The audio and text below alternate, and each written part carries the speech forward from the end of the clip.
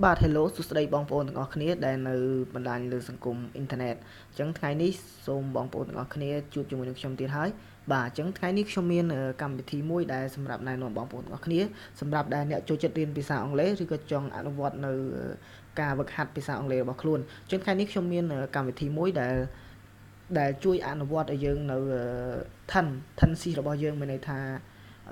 លំហាត់សម្រាប់អនុវត្តភាសាអង់គ្លេសរបស់យើងគឺយើងដឹងហើយ tense របស់យើងគឺមានចំនួន12មាន present 4 past 4ហើយនិង future 4អញ្ចឹងថ្ងៃនេះខ្ញុំនឹងបង្ហាញពីលំហាត់អំពី tense បាទនេះជាកម្មវិធីមួយនេះបាទនេះជាកម្មវិធីដែលខ្ញុំគូមវងនេះអញ្ចឹងដើម្បីកុំឲ្យខាតពេលយូរយើងចូលទៅ download ទាំងអស់គ្នានៅក្នុង Play Store បាទនៅក្នុង Play Store តោះអូខេបន្ទាប់ពីចូល Play Store ហើយសូមបងប្អូនទាំងអស់គ្នាវាយសរសេរតាមខ្ញុំបាទនេះសរសេរតាមខ្ញុំដូចខាងលើនេះ tense with exercise បន្ទាប់មកវានឹងចេញហើយ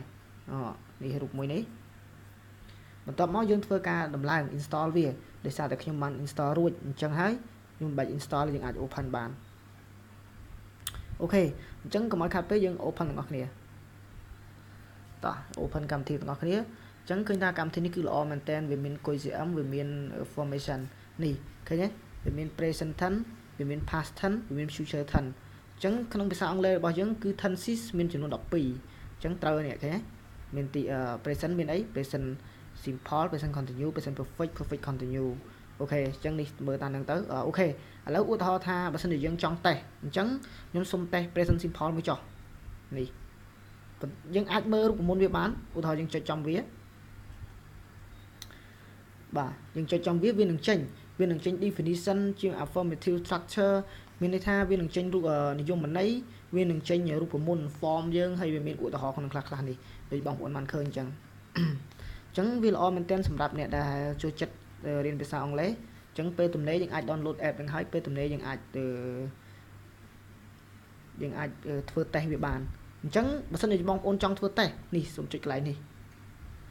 ហេគុយ MC គុយបាទ MC គុយតេស្តអញ្ចឹងយើងចុចតំណឹងមកនៅពេលដែលចុចតំណឹងហើយវានឹងចេញអូឲ្យយើងរើសសិនដោយសារយើងអត់ទាន់រើស sorry អញ្ចឹងយើងសូមរើសនេះ present simple tense អញ្ចឹងយើងរើស present simple មួយនៅពេលដែលយើងរើសវានឹងចេញបាទវានឹងចេញបែបនេះមកវាចំនួន39បន្ទុកអញ្ចឹងប្រហែលជា39ពាក្យអញ្ចឹងយើងមើលមានគុយ1គុយ2គុយ3រហូតមានហោហាយជាច្រើនអញ្ចឹងបើសិនជាបងប្អូនចង់ធ្វើលំហាត់ឧទាហរណ៍នេះយើងឃើញពេញមួយចុះ I know the correct answer វាមានប្រយោគ4ឲ្យយើងជ្រើសឧទាហរណ៍ខ្ញុំជ្រើសយក I am not អូខេអញ្ចឹងវាប្រាប់យើងខុសគឺ you're dumb អូខេចម្លើយវាចេញស្រាប់តែម្ដងអញ្ចឹងបើយើងចង់ទៀតឧទាហរណ៍នេះដីខ្ញុំដាក់ A they don't agree ហេវាចេញចម្លើយឲ្យយើងស្រាប់នៅពេលដែលយើងឆ្លើយត្រូវគឺវានឹងត្រូវឧទាហរណ៍អានេះមួយទៀតអញ្ចឹងខ្ញុំយកអានេះ phone មាន S អូនេះ phone មាន S ហេអញ្ចឹងនេះជាអញ្ចឹងឧទាហរណ៍យើងចង់សរុបលទ្ធផលយើងនេះបងប្អូននេះនេះគេសញ្ញានេះហេនេះអាវា load ទៅនេះនេះហេនេះវា load ទៅហ្នឹងអញ្ចឹងយើងចុចចំទៅហ្នឹងមកវានឹងចេញឲ្យយើងវាប្រាប់ឲ្យយើងថា your score is 0 the question was total question was 39អញ្ចឹងក្នុងសំណង39ពាក្យយើងគឺអត់មានត្រូវមួយពាក្យឯនេះ your score មានថាបន្ទុករបស់យើងគឺ0អញ្ចឹងខ្ញុំធ្វើមិនខុសទាំងអស់អញ្ចឹង0ហើយនេះចំនួនម៉ោងខ្លួនអីវាដាក់ឲ្យវាអញ្ចឹងឃើញថាល្អមែនតើបើសិនជាយើងចង់បិទវាចុច close មក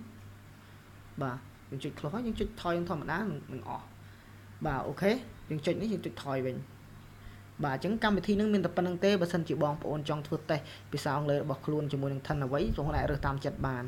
អរគុណបងប្អូនអរគ្នាបើសិនជាពេញចិត្តសូមចុច like ចុច share ចុច subscribe លើ channel YouTube របស់ខ្ញុំផងដើម្បីទទួលបានវីដេអូថ្មីៗបន្ថែមទៀតបាទសូមអរគុណជួបគ្នានៅវីដេអូក្រោយ